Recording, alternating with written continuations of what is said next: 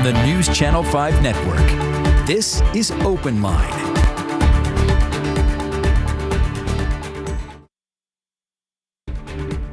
Good evening, everyone, and welcome to Open Line. Thank you so much for joining us tonight. I'm Carrie Sharp. We continue our theme this week of getting our kids safely back to school, as some schools in Tennessee have already started. Many more go back over next week and the following weeks of August. And I know it is a topic on the top of every parent's mind right now, is how are we going to manage this year and school in all the forms that it's offered. We have a doctor joining us tonight and hoping for a second one to jump on board, so don't be surprised by that. Right now we have Dr. Amy Bono. She is a primary care physician here in Middle Tennessee. Dr. Bono, thank you for joining us. Good evening. Good evening. You are part of a group called Protect My Care. We have heard a lot from this group over the past couple of weeks, primarily urging the governor first and district leaders as well to postpone in-person education. Tell me why. I think we all know at this point, but really tick off those arguments of why you think that should be put on hold. Right. I think at this point in time, we need to take a big step back and realize that to safely reopen anything, we have to look at a few bits of data, primarily transmission rates of coronavirus in the community. And there are a variety of different organizations that have tried to define what acceptable and unacceptable rates of coronavirus transmission are in the community. For example, Harvard Global Health Institute has set the metric of acceptable rates of coronavirus transmission in the community being less than 10 new cases per 100,000 persons per day over the course of 14 days. And that's not what we're seeing here in Tennessee. Additionally, another thing that you can look at to help understand your community transmission in your area is the percent positivity of your coronavirus tests. So, for example, the World Health Organization has set a 5% benchmark for your positive rate of your tests in a community as being acceptable. We want less than 5%, but sadly here in Tennessee, we're experiencing nearly 10%, so double that benchmark.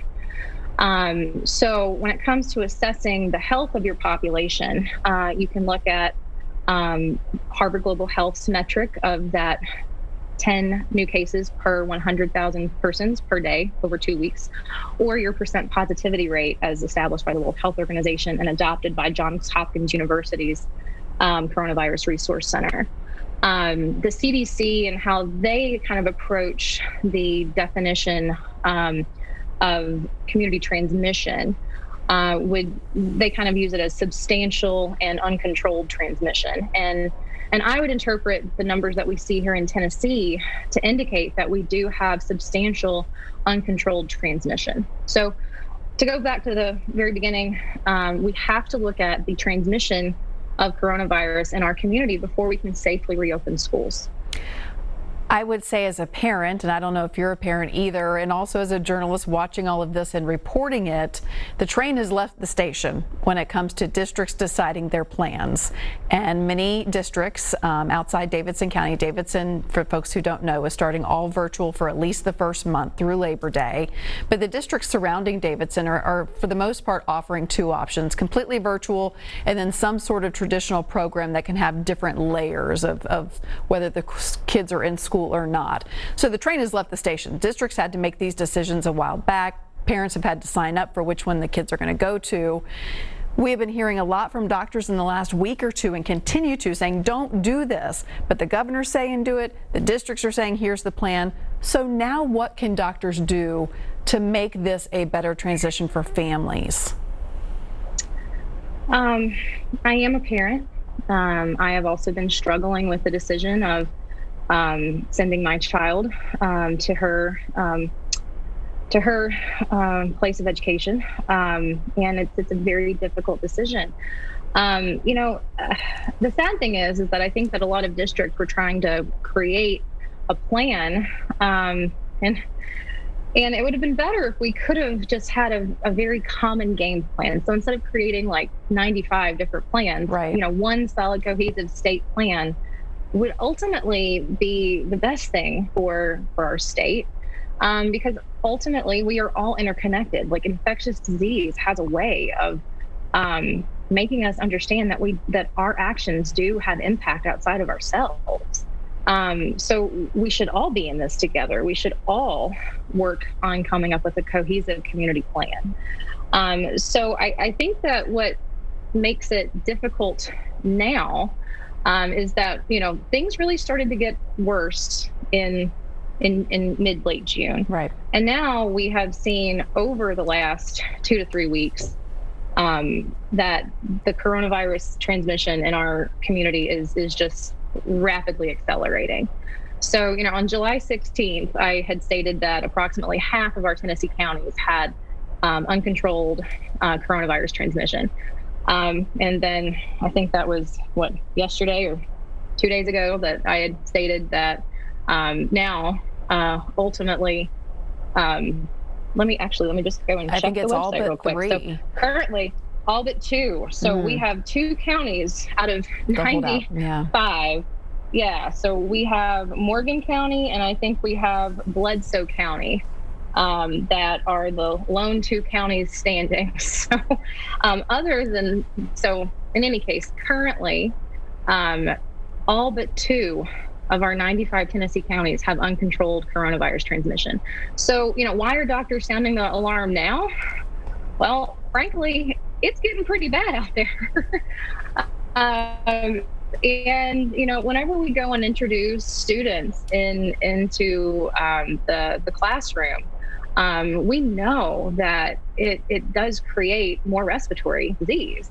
If you just think about life before COVID, it's hard to think about it, but if you just think about life before COVID, we would send our kids back to school. We would start keeping them in a classroom. We would start seeing rises of respiratory illness, and then it gets cold and more people are indoors, and then we see rises of respiratory illness. Like, this is the pattern that our world goes through when it comes to the traditional respiratory viral season. So we already have a very bad virus in the background, and we're going to go and try to impose order on this virus by, sending our kids back to school with a question mark plan. Really, I'm sorry. No, Mother Nature always wins. Okay.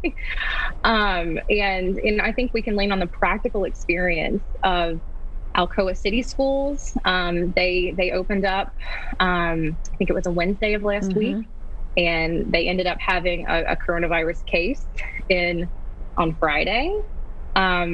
Further, there was another case of COVID in an Oak Ridge school system very recently. The coronavirus transmission in our community is just excessive. And I don't think that we can create a very good plan around Mother Nature here. Okay. When would you feel comfortable, or do you go strictly by the data of what the CDC or Harvard has set out to when you would feel comfortable having children back in the buildings? Because we know this virus is not going away anytime soon. So we have to find a way to live with it. Right. Well, technology is a great way for folks to live with the virus. In my own line of work, telemedicine has become increasingly important. In Davidson County, it's amazing to see that students are being provided laptops and hotspots to access technology and access learning. So whenever I think about what Harvard Global Health has set as a good benchmark, it's that we need to have cases at less than 10 new cases per 100,000 persons per day over the course of 2 weeks to consider coronavirus under acceptable control. Again, going back to your positivity rate as laid out by the World Health Organization and adopted by Johns Hopkins University's Coronavirus Resource Center, reopening should be when your percent positive rate of your coronavirus tests are less than 5%. So what do I consider acceptable? Well, those numbers, and yes, the data do guide me. But I also, again, need to tell you that my gut would tell me, just based on prior experience, that we're going to have more cases, and we're going to expose not just students, but teachers. We're going to expose custodians. We're going to expose bus drivers that, are going to possibly have severe consequences from this disease. So it's a very difficult place to find our society in, but we've got to figure out how to do it. And I think we have to first get COVID under control.